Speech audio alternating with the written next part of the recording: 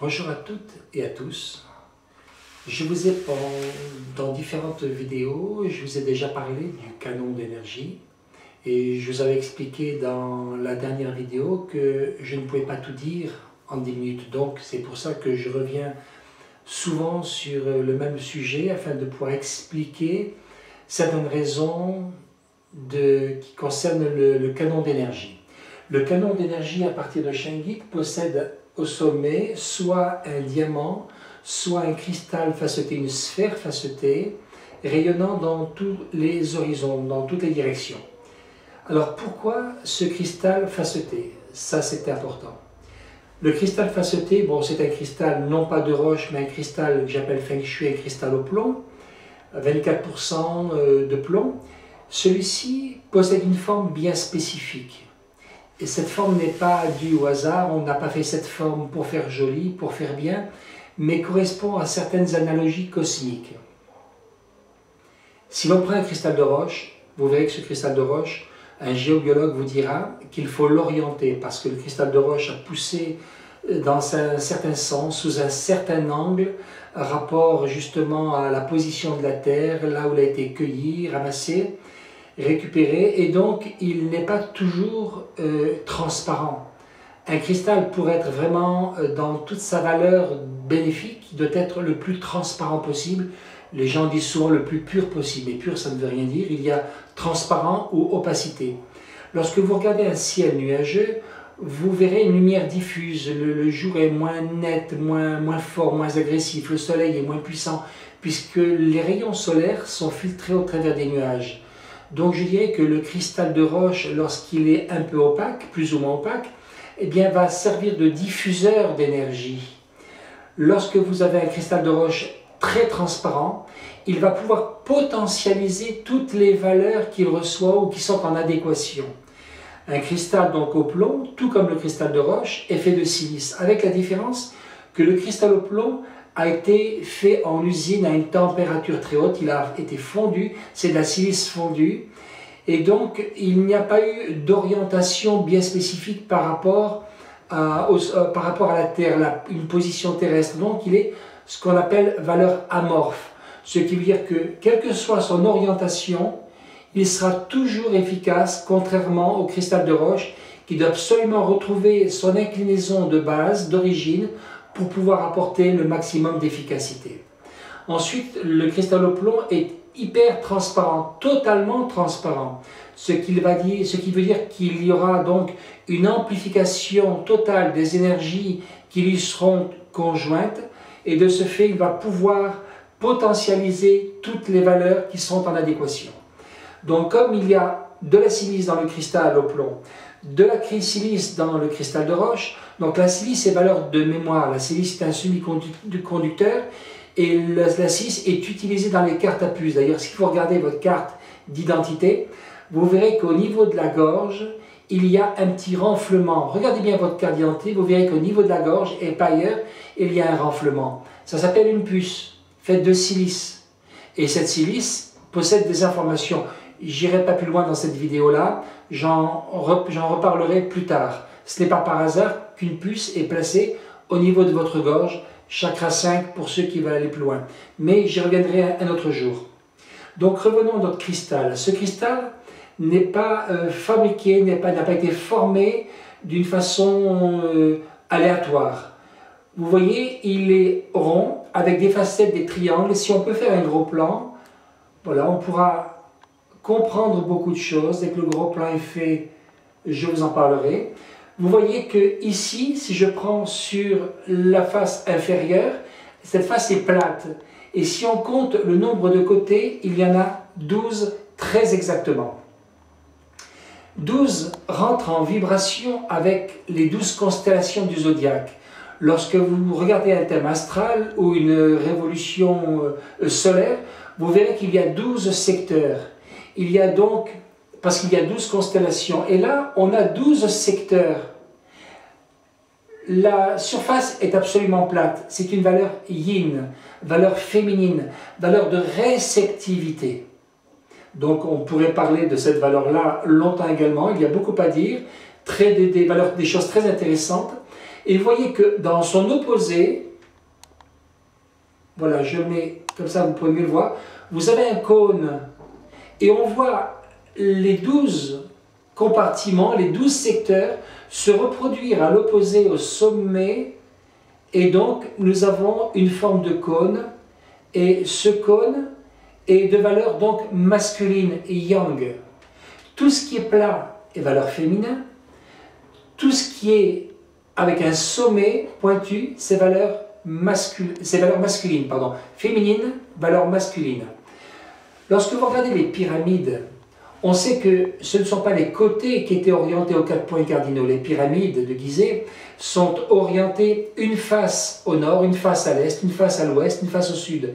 Parce qu'elles sont orientées en valeur de passivité, de réceptivité pour travailler avec les énergies des 4 éléments.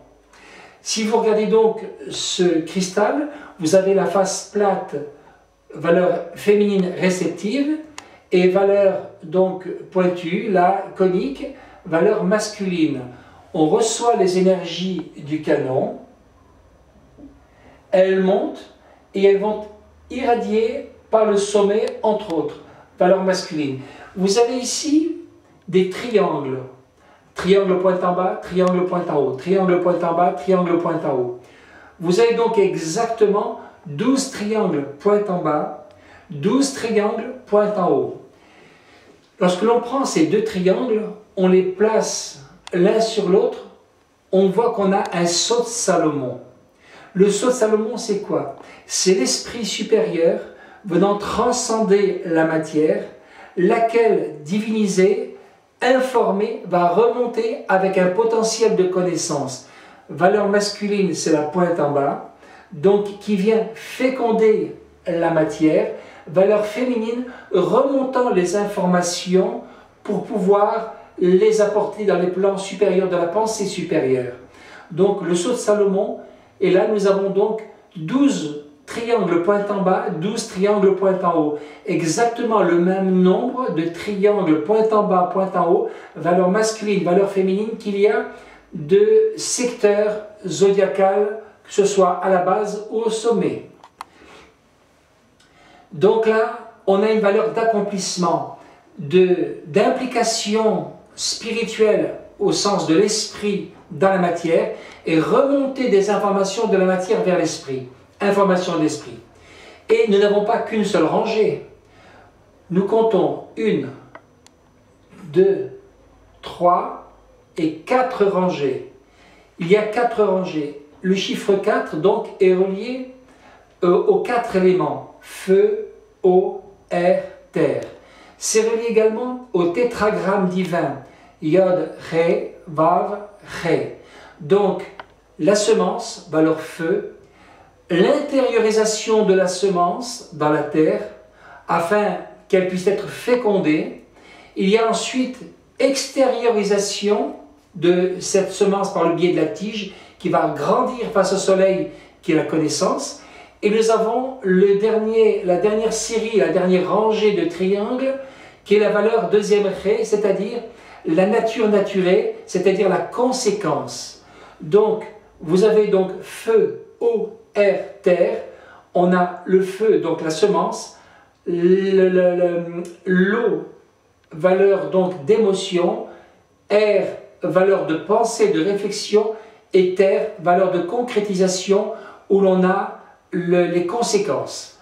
Donc forcément, dans cette sphère facetée, nous avons absolument tout correspondant aux lois cosmiques des 12 constellations du zodiaque, générant les énergies des 4 points cardinaux du tétragramme divin, feu, eau, air, terre, et pouvant agir avec une très grande efficacité dans tout ce que l'on fera.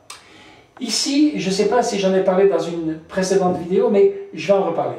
Vous avez votre canon, les cales, à propos des cales, donc si vous cherchez les cales pour avoir les canons, les cales je vous les offrirai, donc ne cherchez pas, les cales ne sont pas sur le site internet rogermineral.com, mais je les mets systématiquement lorsque les canons sont acquis. Puisque vous avez donc une cheminée d'énergie qui passe par en dessous et qui potentialise à peu près de 25% le canon. Donc ici, vous avez la sphère sur le canon. Si je prends un papier 5 sur 5, j'y mets un coup de langue, un coup de salive, j'ai mon code ADN. Ce code ADN, c'est mon numéro de portable, je dirais entre guillemets, mon numéro de portable personnel, celui qui correspond à mon essence.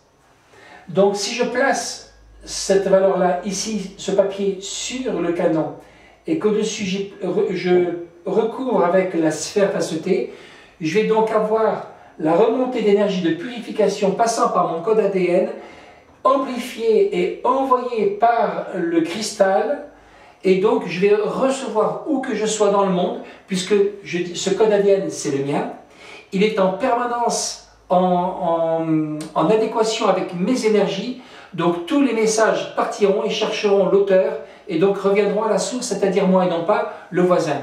Si vous me donnez votre numéro de téléphone portable et que je tape ce numéro-là, ce n'est pas le voisin qui va recevoir le numéro de téléphone, l'appel téléphonique, pardon. C'est vous qui recevrez parce que c'est votre numéro de portable. Le code ADN, c'est mon numéro de portable personnel, celui de ma vie, de mon existence, de mon essence. Donc forcément, je vais être en permanence en liaison avec mon code ADN, lequel m'informera de toute valeur d'énergie remontant par le canon d'énergie et travaillant en valeur de purification, de protection, de remise à niveau de mes énergies. 4 éléments, 12 constellations. Ce canon en place, le soleil se lève à l'est tous les jours, puisqu'il est fixe. Donc il va arroser un secteur, va tourner progressivement pendant la journée autour du cristal. Donc le soleil va arroser de sa valeur de conscience les 12 constellations du zodiaque, commençant donc forcément le matin au premier rayon par la valeur bélier, et se finissant le soir, se terminant avec la valeur poisson. Donc forcément, nous avons tous les éléments nécessaires pour avancer et travailler dans des valeurs optimisées grâce à ce solide cristal Feng Shui. Voilà, ce sera tout pour aujourd'hui, j'en ai assez dit. Si vous avez des questions à poser, vous pouvez toujours nous les poser sur rogermineral.com. On est là, d'autres m'ont demandé à quoi servait, c'est pour ça que d'ailleurs je vous ai parlé du cristal aujourd'hui, parce que j'ai eu des messages en privé me demandant, etc., des informations. Donc j'apporte des informations en fonction des messages et en fonction de ce qui est nécessaire de dire. Je vous remercie infiniment et je vous souhaite à toutes et à tous une très bonne fin de journée. Au revoir.